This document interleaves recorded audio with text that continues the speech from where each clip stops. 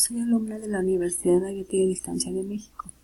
Voy a presentar mi evidencia de aprendizaje de la Unidad 2, Promoción y Prevención en el ámbito de la nutrición aplicada. Profesor Alejandro Ariel García Arriaga, alumna Ana María Rodríguez Zamora. Materia Salud Pública y Epidemiología. Grupo NA-NSPI 1702-B1003, momento 2. ¿Qué significa promoción a la salud?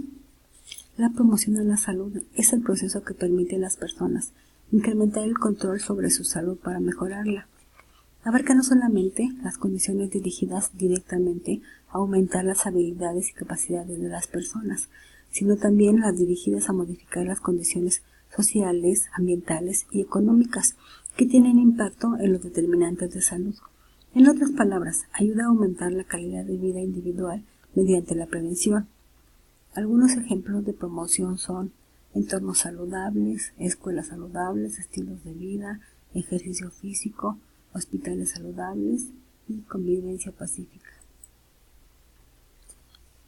La promoción tiene 3 componentes esenciales, que son buena gobernanza sanitaria, educación sanitaria y ciudades saludables. Primero hablaré de buena gobernanza sanitaria.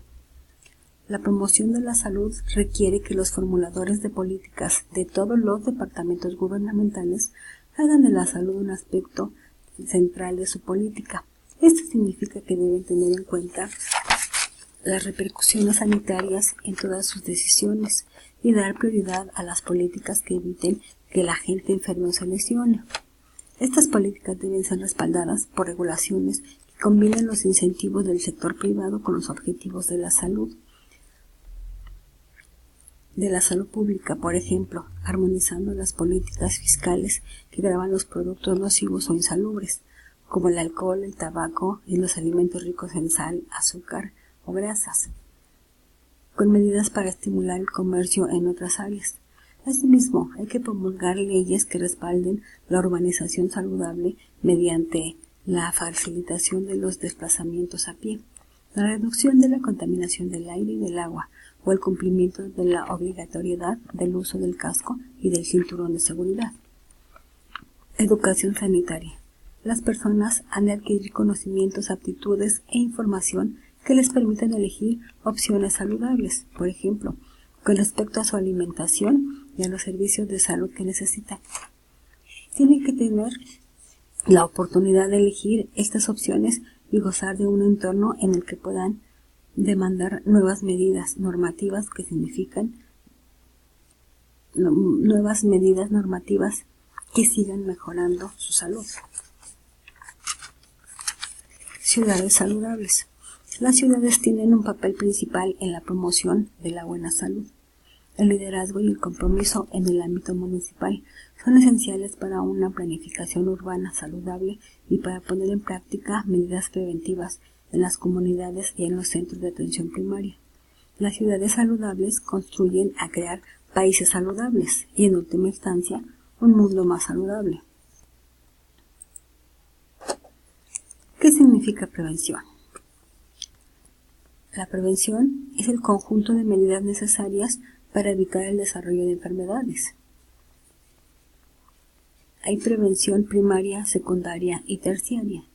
En este momento vamos a hablar de la prevención primaria.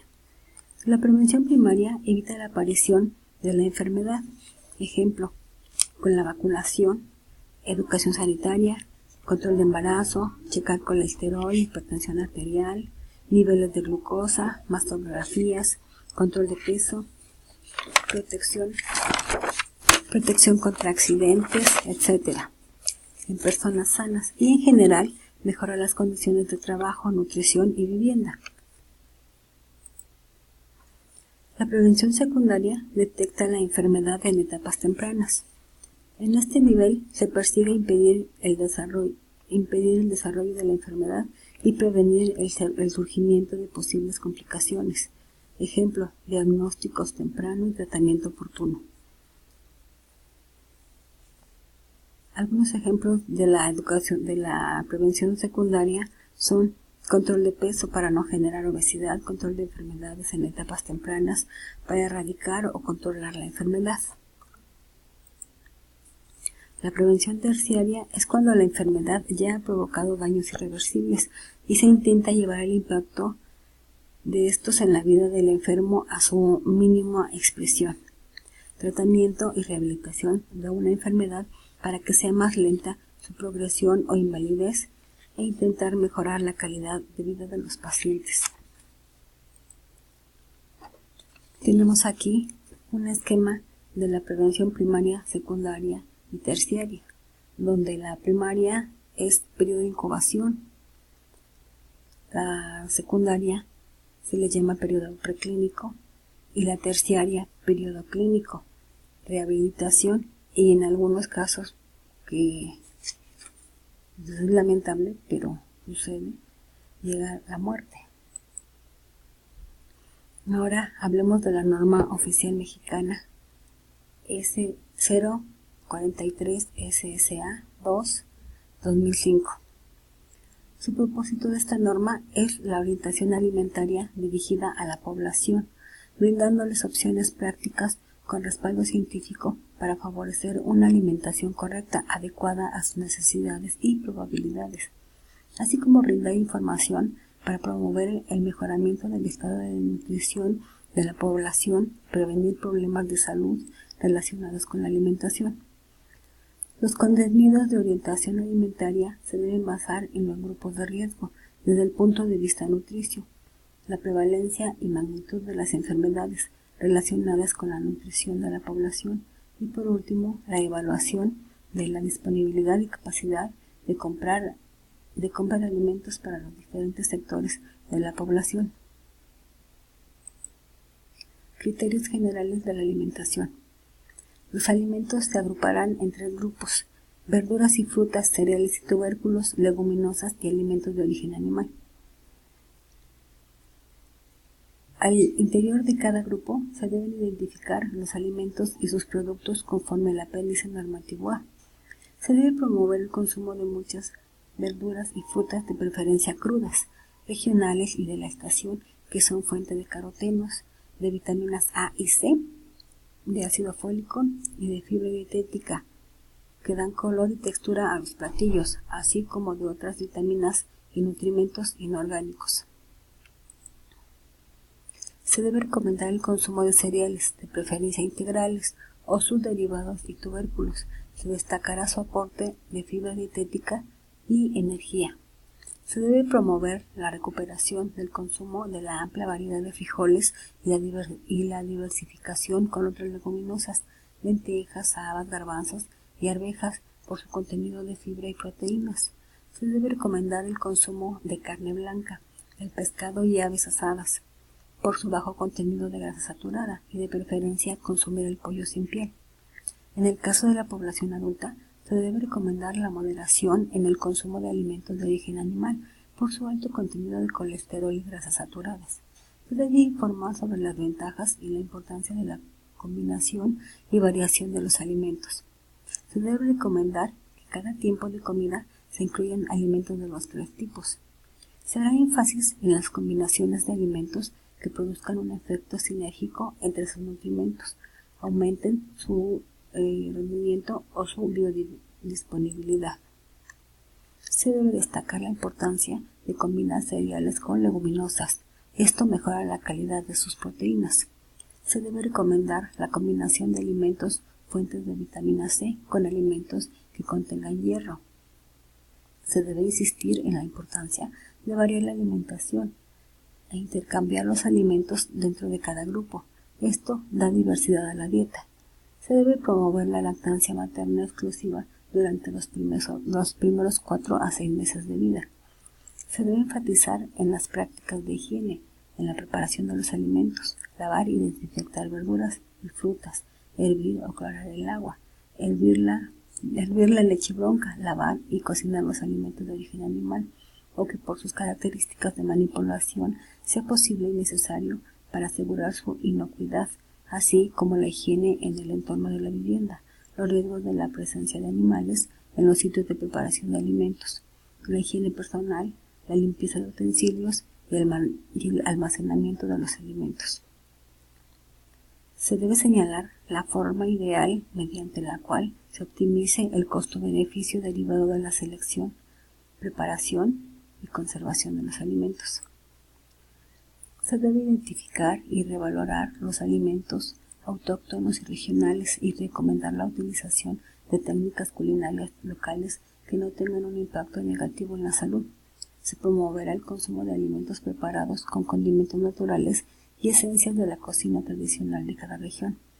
Se debe recomendar leer las etiquetas de los productos para conocer sus ingredientes, información nutrimental, contenido en peso y volumen, modo de uso, leyendas de conservación o leyendas precautorias, así como la fecha de caducidad o de consumo preferente, según sea el caso. Se deberán recomendar las técnicas culinarias que promuevan la adecuada utilización de los alimentos en la elaboración de los platillos, con el propósito de conservar tanto los nutrimentos y sus características sensoriales, o sea, sabor, color, aroma y textura, así como para reducir los desperdicios. Se debe señalar la forma más adecuada de conservar la inocuidad de los alimentos para la reutilización de los sobrantes en la preparación de nuevos platillos. Prevención de enfermedades relacionadas con la alimentación. Se deben señalar tanto las deficiencias como los excesos en la alimentación que predisponen al desarrollo de nutrición, caries, anemia, deficiencias de micronutrientes, obesidad, aterosclerosis, diabetes mellitus, cánceres, osteoporosis e hipertensión arterial, entre otros padecimientos. Se deben señalar los factores de riesgo asociados en la génesis de las enfermedades crónico-degenerativas. Se debe indicar los factores de riesgo y los signos de alarma de la nutrición.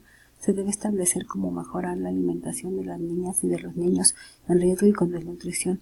Se deberá señalar que los procesos infecciosos, las diarreas y la fiebre producen un aumento en el gasto energético, por lo cual se debe continuar con la alimentación habitual, aumentar la ingestión de líquidos, sobre todo agua, y vida oral, evitando alimentos irritantes o ricos en fibra insoluble. Se debe indicar las señales de riesgo de obesidad. Se debe señalar las dietas que carecen de fundamento científico. Se debe orientar a las personas para restringir el consumo de productos con hidratos de carbono fermentables, así como alimentos de sabor agrio, sobre todo entre comidas para prevenir la caries. Se debe orientar a las personas para cepillar en forma adecuada sus dientes, principalmente después del consumo de cualquier tipo de alimento. Se debe promover la actividad física en las personas de acuerdo a su edad y las condiciones físicas y de salud en general. Se debe promover la vigilancia del índice de masa corporal, de la circunferencia de la cintura en adultos para conocer el estado de nutrición en que se encuentra. Se deberá señalar que los niños y las niñas en edad preescolar y las mujeres en edad reproductiva, particularmente la mujer embarazada, están en riesgo de padecer anemia, por lo que pueden requerir suplementación con hierro bajo estricta vigilancia médica. Se debe informar acerca de la importancia de limitar al mínimo posible la ingestión de alimentos con alto contenido de azúcar refinados, colesterol, ácidos grasos saturados, ácidos grasos trans, sal, y recomendar la utilización preferente de aceites y vegetales. Se debe promover el consumo de verduras, frutas y leguminosas como fuente de fibra dietética y nutrimentos antioxidantes. Asimismo, se promoverá el consumo de cereales integrales y sus derivados como fuentes de fibra dietética. Se debe promover el consumo de alimentos que sean fuentes de calcio como tortilla de nixtamal, lácteos, charales y sardinas, entre otros. Se deberán recomendar formas de preparación de alimentos que eviten el uso excesivo de sal, así como la técnica correcta para desalar los alimentos con alto contenido de sodio. Se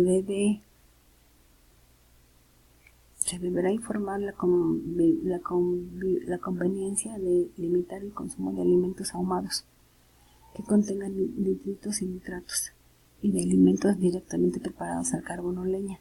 Se deberá informar y sensibilizar acerca de la importancia del papel socializador de la alimentación, dándole el justo valor a la familia y al entorno social, cultural y del individuo o grupo.